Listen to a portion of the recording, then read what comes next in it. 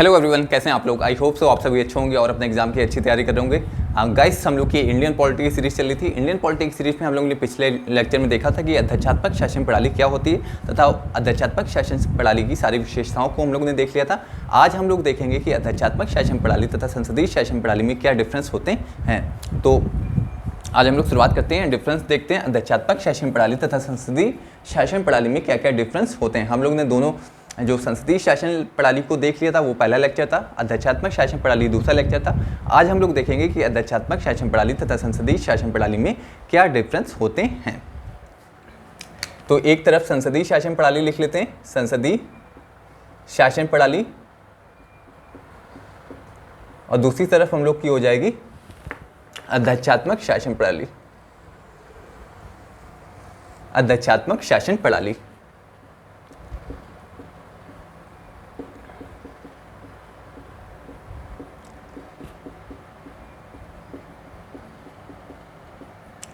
तो संसदीय शासन प्रणाली में पहला पॉइंट क्या होता है कि जो भी संसदीय शासन प्रणाली में पहला पॉइंट क्या है कि शक्ति का केंद्र संसद होती है। तो संसदीय शासन प्रणाली में शक्ति का केंद्र कौन होता है? शक्ति का केंद्र संसद होती है। जबकि अध्यक्षात्मक शासन प्रणाली में क्या होता है? पहला पॉइंट, शक्ति का केंद्र राष्ट्रपति होते हैं, राष्ट्रपति होते हैं। तो पहला डिफरेंस आपको बहुत ही इंपॉर्टेंट है। जबकि संसदीय शासन प्रणाली में जो भी शक्ति का केंद्र होती है वो संसद होती है, संसद से ही सारी शक्तियां निकलती हैं। जबकि जो राष्ट्रपति जो अध्यक्षात्मक शासन प्रणाली उसमें शक्ति का केंद्र राष्ट्रपति होते हैं, राष्ट्रपति में सारी शक्तियां निहित होती हैं। तो पहला पॉइंट आपको समझ में आ गया होगा। दूसरा पॉइंट देखते हैं कि संसदीय शासन में शक्तियों का सम्मिलन होता है, सम्मिलन होता है। जबकि अध्यक्षात्मक शासन प्रणाली में क्या होता है कि शक्तियों का पृथक्करण होता है, शक्तियों का पृथक्करण होता है,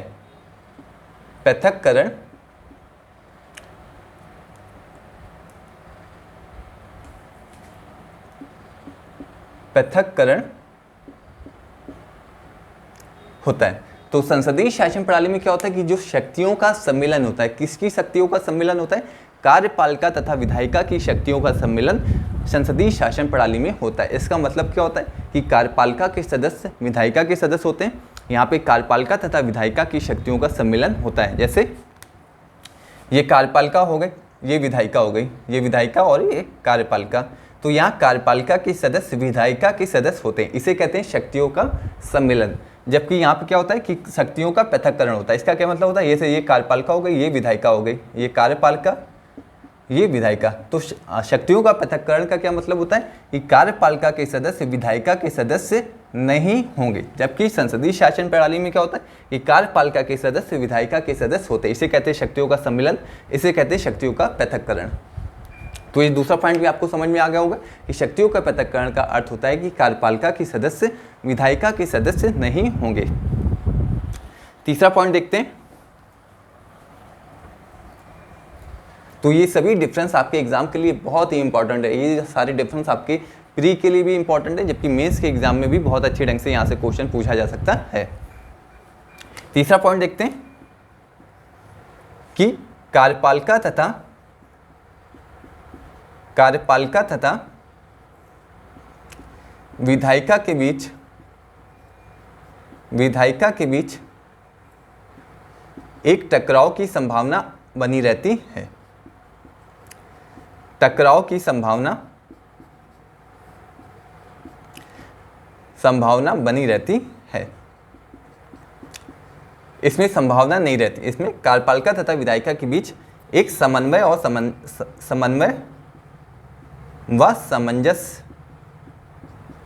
सामंजस्य बना रहता है।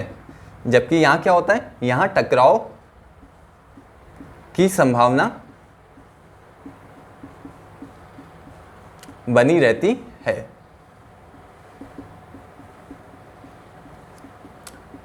अब संसदीय शासन प्रणाली में होता क्या कि कार्यपालिका के सदस्य विधायिका के सदस्य होते हैं, तो इससे होता क्या है कि कार्यपालिका तथा विधायिका के बीच एक समन्वय व सामंजस्य बना रहता है। क्यों? क्योंकि जो कार्यपालिका के सदस्य होते हैं वही विधायिका के सदस्य होते हैं। तो एक तरह से समन्वय व सामंजस्य संसदीय शासन प्रणाली में बना रहता है। किसके बीच? कार्यपालिका तथा विधायिका के बीच समन्वय व सामंजस्य बना रहता है। जबकि अध्यक्षात्मक शासन प्रणाली में क्या होता है कि कार्यपालिका के सदस्य विधायिका के सदस्य नहीं होते हैं, जिस कारण कार्यपालिका तथा विधायिका के बीच एक टकराव की संभावना बनी रहती है। तो ये तीसरा पॉइंट हो गया। अभी हम लोग ने देखा कि कार्यपालिका के सदस्य विधायिका के सदस्य नहीं होते हैं, जिस कारण क्या होता है कि कार्यपालिका तथा विधायिका के बीच एक तरह का टकराव सा बना रहता है। जबकि यहाँ पे क्या हो रहा है कि कार्यपालिका के सदस्य विधायिका के भी सदस्य हैं, तो एक तरह से कार्यपालिका तथा विधायिका के बीच एक समन्वय व सामंजस्य बना रहता है। तो ये तीसरा पॉइंट हो गया। चौथा देखते हैं, इसे हटा देते हैं, इसे आप लोग नोट डाउन कर लीजिए, फिर हम लोग चौथा देखते हैं। तो इसे आप लोग नोट डाउन कर लीजिए। ये जैसे कार्यपालिका हो गई, ये हो गई विधायिका, तो इनके बीच एक टकराव सा बना रहता है, टकराव सा बना रहता है। क्यों? क्योंकि ये कार्यपालिका के सदस्य विधायिका के सदस्य नहीं होते, जबकि यहाँ पे कार्यपालिका के सदस्य विधायिका के सदस्य होते हैं। तो एक तरह का समन्वय व सामंजस्य बना रहता है। तो ये आप लोग नोट डाउन कर लीजिए।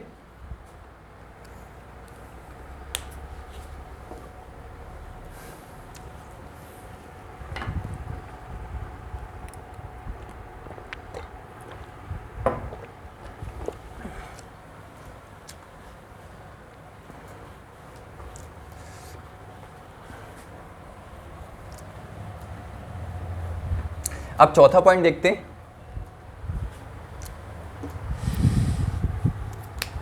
कार्यपालिका, कार्यपालिका ये चौथा हो गया, इधर भी चौथा कर लेते हैं। कार्यपालिका विधायिका के प्रति उत्तरदायी होती है, उत्तरदायी होती है। अब यहां पे क्या होता है, कार्यपालिका विधायिका के प्रति उत्तरदायी, विधायिका के प्रति उत्तरदायी नहीं होती है। तो संसदीय शासन प्रणाली में क्या होता है कि जो कार्यपालिका जो होती है वो विधायिका के प्रति उत्तरदायी होती है। क्यों? क्योंकि कार्यपालिका का निर्माण कहाँ से होता है? विधायिका से होता है, जिस कारण कार्यपालिका विधायिका के प्रति उत्तरदायी होती है। जबकि यहाँ पे क्या होता है कि कार्यपालिका के जो सदस्य होते हैं अध्यक्षात्मक शासन प्रणाली में, कार्यपालिका के सदस्य विधायिका के सदस्य नहीं होते हैं, जिस कारण कार्यपालिका जो होती है वो विधायिका के प्रति उत्तरदायी नहीं होती है। कार्यपालिका किसके प्रति उत्तरदायी होती है? जो राष्ट्रपति होते हैं वो वहाँ की जनता के प्रति उत्तरदायी होते हैं। तो 4 साल में जनता तय करती है कि कौन राष्ट्रपति बनेगा। यदि जनता चाहेगी कि कौन राष्ट्रपति बनेगा, तो विधायिका के द्वारा राष्ट्रपति को शासन से हटाया नहीं जा सकता है। लेकिन यहाँ पे क्या होगा कि कार्यपालिका विधायिका के प्रति उत्तरदायी होती है। विधायिका लोकसभा में अविश्वास प्रस्ताव के द्वारा जो प्रधानमंत्री होते हैं उन्हें शासन से हटा सकती है। तो कार्यपालिका यहाँ पे विधायिका के प्रति उत्तरदायी होती है, यहाँ विधायिका के प्रति उत्तरदायी नहीं होती। यहाँ पे विधायिका के द्वारा लोकसभा में अविश्वास प्रस्ताव के द्वारा प्रधानमंत्री को शासन से हटाया जा सकता है। यहाँ पे राष्ट्रपति को अविश्वास प्रस्ताव के द्वारा शासन से नहीं हटाया जा सकता है। तो ये पॉइंट आपको याद रखना है। यहाँ पे जनता के प्रति उत्तरदायी होती है, यहाँ पे विधायिका के प्रति उत्तरदायी होती है। तो डिफरेंस आपको समझ में आना चाहिए कि विधायिका के प्रति उत्तरदायी होने का मतलब ये है कि विधायिका लोकसभा में अविश्वास प्रस्ताव के द्वारा प्रधानमंत्री को शासन से हटा सकती है, यहाँ पे राष्ट्रपति को शासन से नहीं हटाया जा सकता है। 5वां पॉइंट, एक निश्चित प्रधानमंत्री तथा राष्ट्रपति का, प्रधानमंत्री तथा मंत्रिपरिषद का एक निश्चित कार्यकाल होता है। कोई निश्चित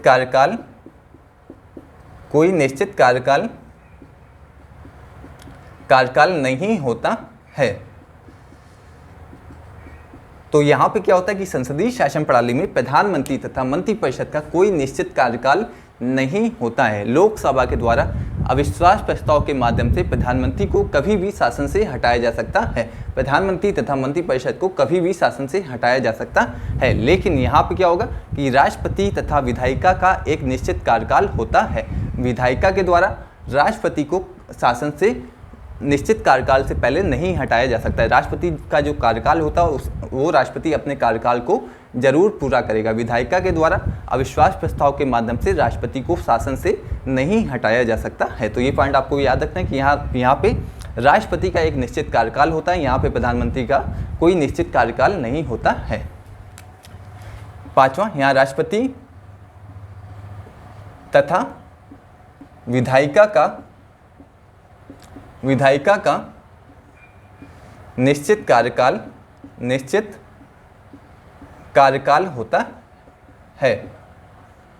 कार्यकाल होता, जैसे यहाँ पे राष्ट्रपति, जैसे अमेरिका की बात करें, अमेरिका में राष्ट्रपति का कितना कार्यकाल होता है? राष्ट्रपति का जो कार्यकाल होता है वो 4 वर्ष का होता है, 4 वर्ष का होता है। तो 4 वर्ष से पहले विधायिका के द्वारा राष्ट्रपति को शासन से नहीं हटाया जा सकता है। यहाँ पे क्या होता है कि प्रधानमंत्री का कोई निश्चित कार्यकाल नहीं होता है।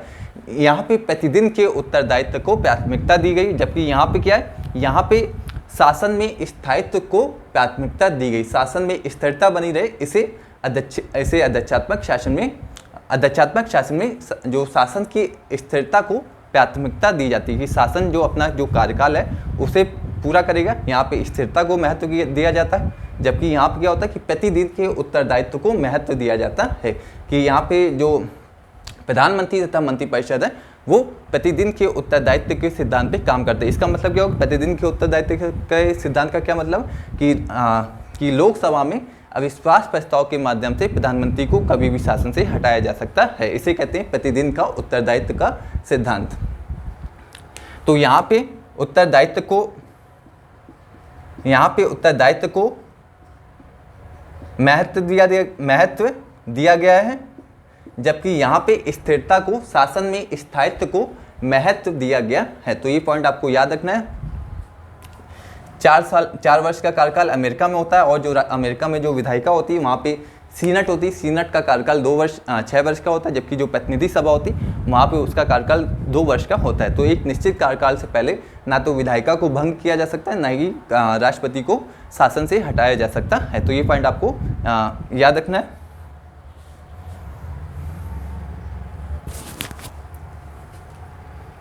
तो अब हम लोग 5 हो गए, छठा देखते हैं।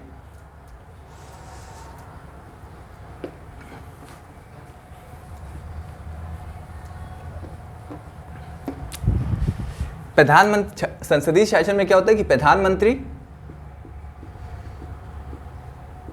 समकक्षों में प्रथम होते हैं। समकक्षों में प्रथम होते हैं।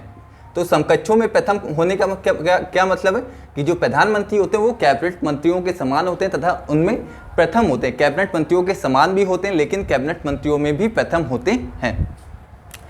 ये कैबिनेट मंत्री हो गए, ये उनके समकक्ष होते हैं, प्रधानमंत्री के समकक्ष होते हैं। ये प्रधानमंत्री हो गए और ये हो गए कैबिनेट मंत्री। तो ये जो संसदीय शासन में प्रधानमंत्री कैबिनेट मंत्रियों के समकक्ष होते हैं तथा उनमें प्रथम होते हैं। क्यों? क्योंकि जो प्रधानमंत्री होते हैं वो कैबिनेट मंत्रियों को मंत्रालयों का आवंटन करते हैं, मंत्रालयों के बीच समन्वय स्थापित करते हैं तथा उनको निर्देश भी दे सकते हैं। लेकिन यहाँ पे क्या होता है, कि राष्ट्रपति केवल प्रथम होते हैं। राष्ट्रपति केवल प्रथम होते हैं और जो कैबिनेट मंत्री होते हैं वो राष्ट्रपति के अधीन होकर कार्य करते हैं। यहाँ पे राष्ट्रपति जो कैबिनेट मंत्री होते हैं वो प्रधानमंत्री के समकक्ष होते हैं, लेकिन जो अध्यक्षात्मक शासन प्रणाली होती है उसमें कैबिनेट मंत्री राष्ट्रपति के अधीन होकर कार्य करते हैं। कैबिनेट मंत्री राष्ट्रपति के अधीन होकर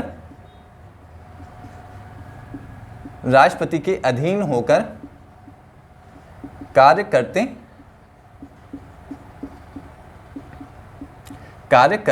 हैं। तो ये छठा डिफरेंस हो गया कि प्रधानमंत्री जो संसदीय शासन प्रणाली में प्रधानमंत्री समकक्षों में प्रथम होते हैं। समकक्ष का मतलब प्रधानमंत्री कैबिनेट मंत्रियों के समान होते हैं तथा उनमें प्रथम होते हैं, जबकि यहाँ पे क्या होता है कि जो कैबिनेट मंत्री होते हैं वो राष्ट्रपति के अधीन होकर कार्य करते हैं। तो इसे आप लोग नोट डाउन कर लीजिए।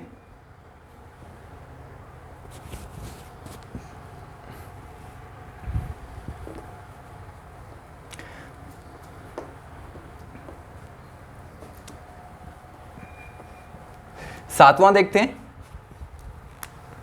संसदीय शासन में दो प्रमुख होते हैं। संसदीय शासन में दो प्रमुख होते हैं, एक संवैधानिक प्रमुख,